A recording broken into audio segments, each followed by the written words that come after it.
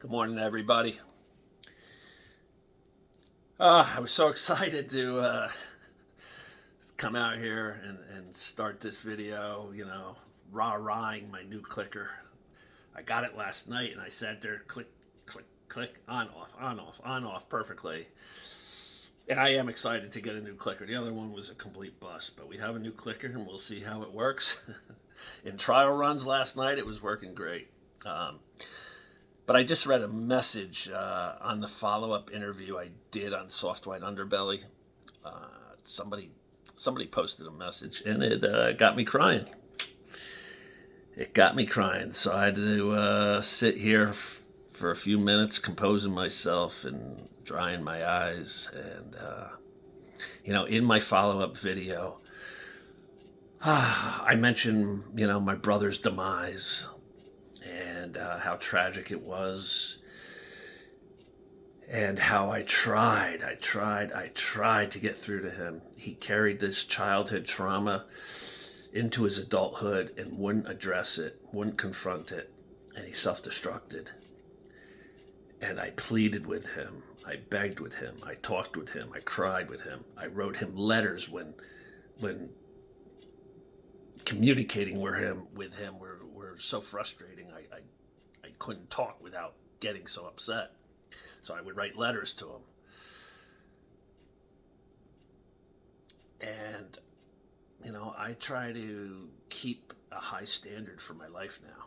And I simply wanted my brother to get that high standard going in him. And he just didn't do it. And somebody wrote a message on that Soft White Underbelly, simple words: I wish I had a brother like you. And man, that really that really caught me. Those simple words. Man, I tried, and I think that's what's missing in a lot of people, a lot of you, and definitely throughout our society, is people don't keep a high standard anymore.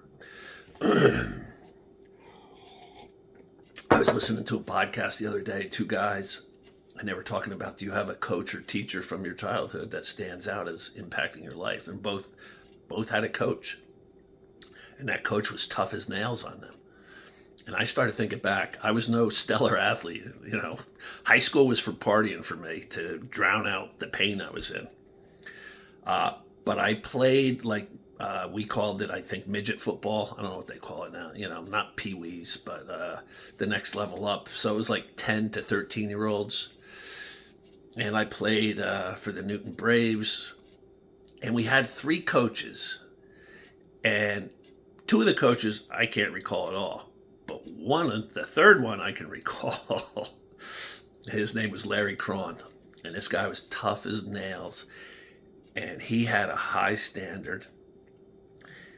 And he didn't care that you were an 11-year-old kid, 12-year-old kid. He's taken his time out of his day to be there to coach you. And he wanted the best out of you. His son follows me on Facebook, so I hope his son sees this. That your father had an impact on my life. And Larry had a high standard. I don't think Larry was the type of dude to go around saying the words I have said in other videos: the way you do anything is the way you do everything. But Larry was a living example of that. It didn't matter. You were a little kid at 10 years old or at 20, 30, 40, 50. He expected the most out of you. We would be lying on the ground with our feet up in the air, doing those raises for your abs. And Larry would come around and put his foot down on your stomach, and be like, come on, Fredericks. And then one day, you have to make weight for the little football. You have to stay within a weight limit. And before a game, I got weighed. I was overweight, and they wouldn't let me play. Larry tore into me, And he said to me, like these words still stand out all these years later. He said, "You are no superstar, Fredericks, but you're an important part of this team, and you just let everybody down." He goes, "Don't ever let that happen again." I made weight every week after that. And it's taken me till now to appreciate, to look back, boom, when I heard these two guys talking, and I just looked back on my own life, and I'm like, is there anybody? And then boom, Larry Cron pops into my head instantly. And that is what's missing nowadays, is a high standard that people have for themselves. It's not in our society anymore. We need more Larry Crons. And I tried to get my brother to get a high standard for his life again, and it just didn't happen. And I'm trying to keep myself with a high standard. So many people I know, I cannot believe, so many people have young kids who are socially inept, who can't go to college, can't work, and they're just in their room all day long. Whether it's video games, porn, whatever they're doing, I don't know, smoking weed. The number of people I hear, and you're allowing that behavior. You're feeding into it. I've made other videos. Don't feed into depression and anxiety. You have to starve it. Allowing somebody to stay on the couch, in bed, in their room, you're feeding into that. You can't do that.